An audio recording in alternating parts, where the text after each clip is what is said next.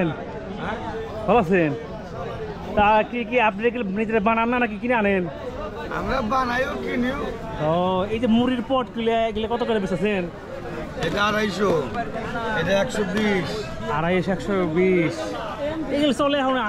সবাই কেজি মাপে টেপে দোকান থেকে কিনে। আগে তো ছোটবেলায় দেখতাম বেশি চলে না, চলে না। তো অনেক কিছু এখান থেকে আপনি রাখছেন। এখন তুই এটা অনেক কিছু ওই চালন রাখছেন। চালন টালন তো এখন সিজন না, সিজনে লাগে। এই যে বড় চাপা না, এগুলো টাকা কি দেখা খাওয়া যায়?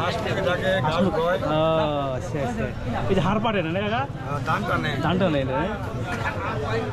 কুলে কত করে বেচেছেন? কুলে 150, 180, 200। ও নানান দাম কে আবার মেলা রকম জিনিস আছে।